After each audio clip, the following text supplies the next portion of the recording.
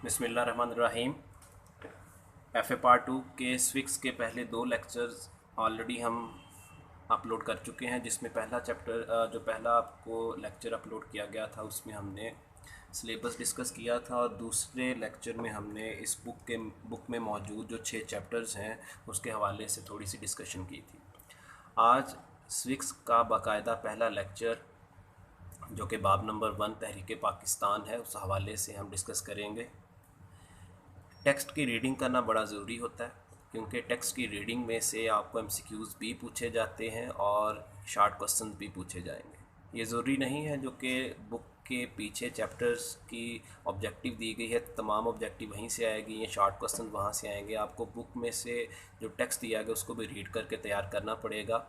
हम जैसा कि पहला पैराग्राफ तहरीक पाकिस्तान मूवमेंट से आगाज़ करते हैं कि मुमलकत खुदादाद पाकिस्तान 14 अगस्त 1947 को वजूद में आई। जैसा कि आप देख रहे हैं इस लाइन को अंडरलाइन भी किया गया है। एमसीक्यूज़ में भी ये पूछा जा सकता है कि पाकिस्तान किस सन में कब मार्ज वजूद में आया। आगे है जी नेक्स्ट, 20वीं सदी में बहुत सी कौमों को आज़ादी नसीब हुई। ये भी पूछा जा सकता है जी कब बहुत सी कौमों को आज़ादी नसीब हुई। एमसीक्यूज़ की सूरत में आप बेहतर है कि अपनी बुक पकड़ें और उसको अंडरलाइन कर लें। जो एमसीक्यूज़ बनते हैं उसको ऊपर आप ख़ुद भी लिखें। और कई आज़ाद और ख़ुद मुख्तार मुमलिकतें दुनिया के नक्शे पर उभरी, पाकिस्तान भी उनमें से एक है, लेकिन पाकिस्तान की बुनियाद बिल्कुल मुनफरिद और जुदागाना थी।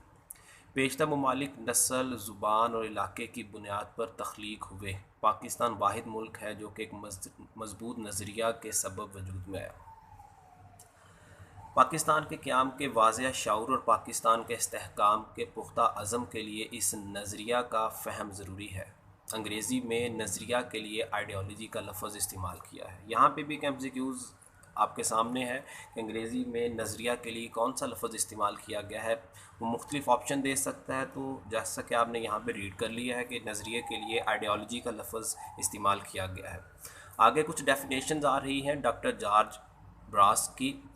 उन्होंने नज़रिया की क्या डेफिनेशन की है, ये स्विक्स की बुक में नज़रिया के हवाले से एक मशहूर तरीन डेफिनेशन है जो कि अच्छी तरह से वर्ड बाय वर्ड आपको याद करनी चाहिए।